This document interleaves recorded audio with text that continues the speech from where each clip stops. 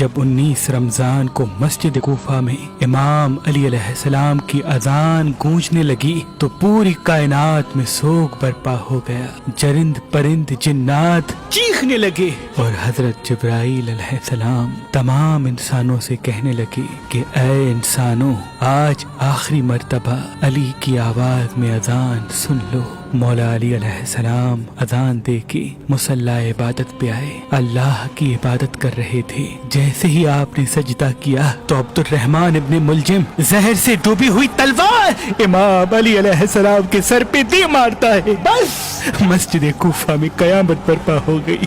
تمام چاہنے والے سر پیٹنے لگے. امام علی علیہ السلام کا مصلی خون سے رنگین ہو گیا.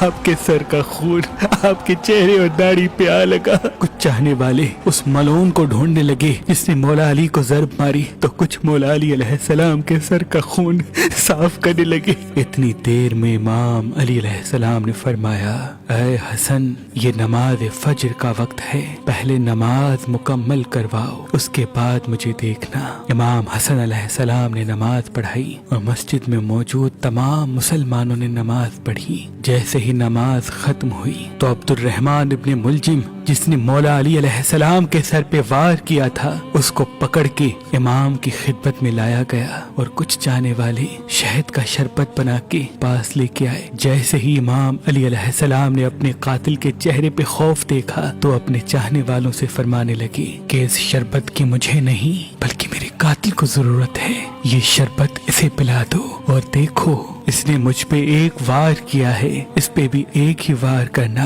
اور اگر یہ زندہ بچ جائے تو اسے آزاد کر دینا. دیکھو اگر یہ اس وار سے مر جائے تو اس کے جسم کے اعضاء نہ کاٹنا، کیونکہ میں نے اللہ کے رسول سے سنا کہ اللہ کے نزدیک سب سے بدترین انسان وہ ہے جو مرے ہوئے انسان کے جسم کے حصے کاٹتا ہے. بس آپ یہ فرمانے لگے اور تمام چاہنے والے آپ کے عدل و انصاف کو دیکھ کے رونے لگے. پھر آپ فرماتے ہیں، حسن، حسین، عباس، چلو مجھے اپنے گھر لے کے چلو. آپ اپنے بیٹوں کے سہارے سے جیسے ہی گھر کے قریب پہنچتے ہیں تو فرماتے ہیں، عباس، سب چاہنے والوں کو کہو کہ واپس اپنے گھر چلے جائیں. تو کسی نے عرض کیا، یا امیر المومنین، یہ سب آپ کے چاہنے والے ہیں، اس حالت میں آپ کو کیسے چھوڑ کے چلے جائیں؟ امام علی علیہ السلام نے فرمایا، کیونکہ میرے ضربت کی خبر مجھ سے پہلے میرے گھر پہنچ چکی ہے اور میری بیٹیاں زور زور سے رو رہی ہے.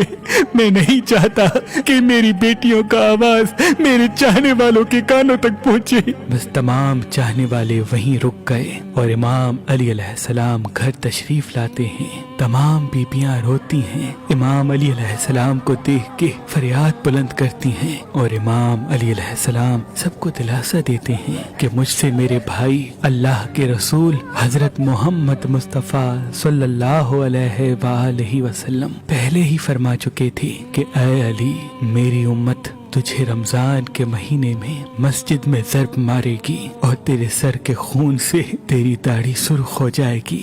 یہ وقت صبر کا ہے. آپ کو بستر پہ لٹایا گیا. تاریخ نے لکھا، جیسے ہی طبیب نے امام علی علیہ السلام کو دیکھا تو وہ چیخ کے رونے لگا اور فرمانے لگا کہ وہ ضرب زہر میں ڈوبی ہوئی تھی اور زہر مولا علی کے پورے جسم میں پھیل چکا ہے.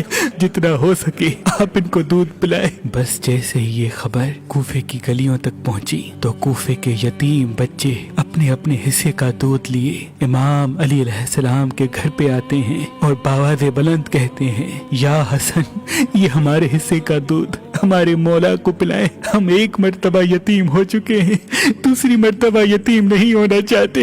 امام علی علیہ السلام بستر شہادت پہ بھی مسلسل اللہ کا ذکر کرتے رہے. بس جیسے ہی 19 کا دن ختم ہوا، 20 رمضان کی رات آئی، آپ فرمانے لگے کہ اب میرے حجرے میں کوئی بھی نہ آئے کیونکہ پوری دنیا کے جنات و فرشتے مجھ سے ملنے آ رہے ہیں. اور پھر جیسے ہی 20 رمضان کا سورج طلوع ہوا تو آپ امام حسن سے فرمانے لگے، اے حسن، جاؤ میرے تمام چاہنے والوں سے کہو کہ اپنے امام کا آخری دیدار کر لیں. آپ کے عقیدت مند قطار بنا کے جیسے ہی آپ کی زیارت کے لیے گھر میں داخل ہوئے تو دیکھا کہ زہر پھیلنے کی وجہ से आपका चेहरा पूरा जर्द हो चुका है। सब चीख के रोने लगे। इमाम अली अलैहिस्सलाम फरमाने लगे, पूछो जो पूछना चाहते हो, क्योंकि मैं अली जमीन के रस्तों से ज्यादा आसमानों के रास्ते जानता हूँ। पूछ लो। जब तुम मुझे अपनी आंखों से नहीं देखोगे तो पछताओगे कि काश कुछ और पूछ लेते। किसी अकीदतमंद ने सवाल किया, किसी ने जवाब लिया, कोई ज़ियारत करता रहा। बस जैसे ही अकीदतमंद जाने लगे, इमाम अली अलैहिस्सलाम ने फरमाया, हसन मेरे पूरे खानदान को मेरे हुजरे में लेके आओ। इमाम अली अलैहिस्सलाम ने वसीयतें की और फरमाया, अब इस खानदान का वारिस मेरा बड़ा बेटा हसन है, जो ये कहे उसे मानना। और इमाम हसन से फरमाने लगे, ऐ हसन, जितना हो सके अपनी ज़बान और किरदार से मोहब्बत और अमन का पैगाम देते रहना। अपने नाना की सुलह हुदैबिया को याद रखना। कोशिश करना कि मुसलमान का दुश्मन न बने और तकवा से दूर न होना। अगर दुनिया तुम्हारे करीब आए भी तब भी इससे दिल न लगाना। दुनियावी चीज न मिलने पर कभी अफसोस न करना। हमेशा हक बात कहना, मजलूम की मदद करते रहना। हसन, हुसैन, जहाँ तक हो सके मेरे इस पैगाम को हर एक तक पहुँचाना कि अपने काम जिम्मेदारी से करते रहें और अपने दरमियान ताल्लुकात को अच्छा बनाए रखें, क्योंकि मैंने तुम्हारे नाना हजरत मोहम्मद मुस्तफ़ा सल्लल्लाहु अलैहि वसल्लम से सुना है कि लोगों के बीच में सुलह करवाना हजारों सालों के रोजा नमाज से बेहतर है। और यतीमों के बारे में अल्लाह से डरते रहना कि कभी वो भूखे न रहें और पड़ोस में रहने वालों का ख्याल रखना, क्योंकि अल्लाह के रसूल पड़ोसियों के बारे में बार बार इतनी नसीहत करते कि लोग समझने लगते कि शायद अल्लाह के महबूब उनको हमारा वारिस भी बनाने वाले हैं। और कुरान को समझने और उस पे अमल करने में देर न करना। ऐसा न हो कि दूसरे कुरान को समझ के तुम पे हुकूमत करने लगे। नमाज के बारे में अल्लाह से डरते रहना, क्योंकि वो तुम्हारे दीन का सुतून है। और अल्लाह के घर की हिफाजत करना, क्योंकि वो तुम्हारी पहचान है। अल्लाह से डरो। अपनी जान, माल और जबान के बारे में न किसी का माल गस्ब करो, न किसी को हाथों और जबान से तकलीफ दो। एक दूसरे की मदद करते रहना। और खबरदार, सब मुसलमान एक दूसरे से जुड़ के जीना, वरना तुम पे वो लोग मुसल्लत हो जाएंगे। अगर तुम फरियाद भी करोगे तब भी तुम्हारी आवाज सुनने वाला कोई न रहेगा। और सारे अब्दुल मुत्तलिब के बेटों को खबरदार कर दो कि अगर इस ज़र्ब से मेरी शहादत हो जाए तो मेरे कातिल को भी सिर्फ एक ही ज़र्ब मारना। अगर वो बच जाए तो उसे आजाद कर देना। अगर वो मर जाए तो उसके जिस्म की बेहुरमती न करना, उसके जिस्म के हिस्से न काटना, क्योंकि मैंने अल्लाह के रसूल से सुना कि जमीन का बदतरीन अमल ये है कि किसी मरे हुए के आज़ाए जिस्म काटे जाएं, चाहे वो पागल कुत्ता ही क्यों ना हो। हसन, मेरे जनाजे में किसी को शरीक न करना।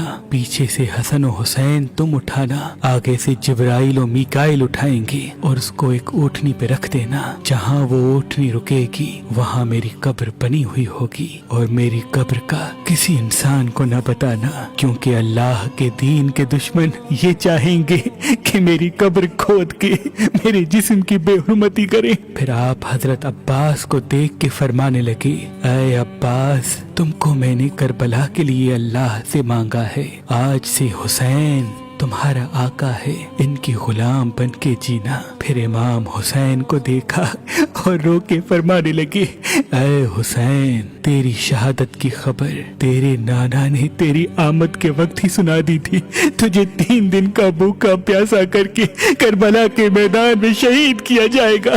तेरे बच्चों को, साथियों को बेदर्दी से मारा जाएगा। हुसैन, तेरी शहादत के बाद मेरी बेटियों को, तेरी बहनों को रस्सियों में कैद करके इसी कूफा और शाम में फिराया जाएगा। हुसैन, اللہ کے دین کے لیے صبر کرنا، اور جب وقت آخر آئے تو اپنی بہنوں اور بیٹیوں سے نصیحت کرنا کہ اسلام کے لیے صبر کرتے رہیں اور قدم قدم پہ یہ گواہی دیتے رہیں کہ اللہ کے سوا کوئی عبادت کے لائق نہیں، اور ان کا نانا حضرت محمد مصطفیٰ صلی اللہ علیہ وآلہ وسلم اللہ کے رسول ہیں۔ بس اتنی دیر میں آپ فرمانے لگے، سلام یا رسول اللہ۔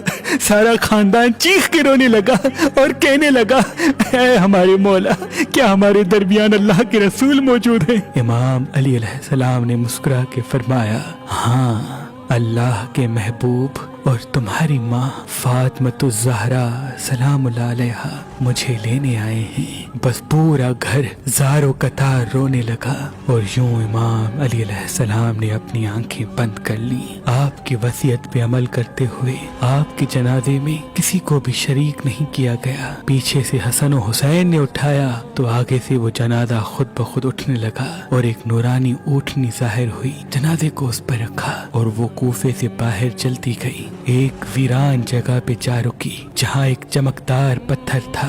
جیسے ہی امام حسن حسین نے اس پتھر کو ہٹایا تو اس پتھر کے نیچے ایک قبر بنی ہوئی تھی، اور اس پہ لکھا ہوا تھا کہ یہ قبر اللہ کے نبی نوح نجی اللہ نے بنائی ہے، اللہ کے ولی علی ابن ابی طالب علیہ السلام کے لیے۔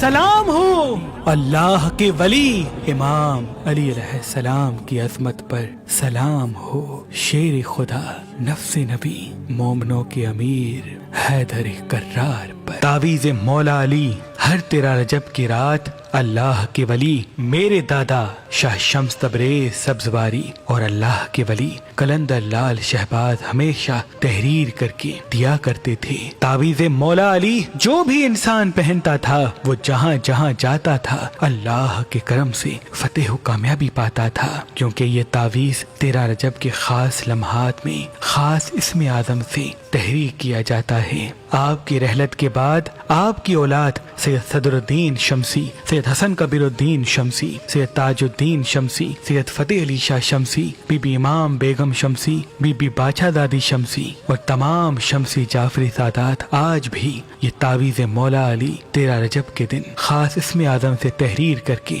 اپنے عقیدت مندوں کو دیا کرتے ہیں۔ اگر آپ آج کل اور پرسوں مہربان اسٹون سے کوئی بھی پتھر لیں گے تو اس کے ساتھ یہ تعویذ مولا علی جو میں نے خود اپنے آباء و اجداد کی تعلیمات کی روشنی میں تحریر کیا ہے، جو تمام نظر اثر سے انسان کو بچاتا ہے اور جہاں جہاں انسان جاتا ہے کامیابی و کامرانی پاتا ہے، آپ کے لیے فی سبیل اللہ رکھا ہے۔ یاد رہے یہ تعویذ مولا علی محدود مقدار میں ہے، تو آج ہی مہربان اسٹونز کے نمبر پہ کال کریں اور کسی بھی پتھر کے ساتھ فی سبیل اللہ یہ تعویذ مولا علی حاصل کریں۔ اگر ہمارا نمبر آپ کو مصروف ملتا ہے تو آپ ہماری ویب سائٹ مہربانی.com پہ آئیں اور یہ تعویذ مولا علی علیہ السلام حاصل کریں۔ آپ یہ تعویذ مولا علی ہماری ایپلیکیشن مہربان علی جو گوگل پلے اسٹور اور ایپل اسٹور میں موجود ہے وہاں سے بھی حاصل کر سکتے ہیں۔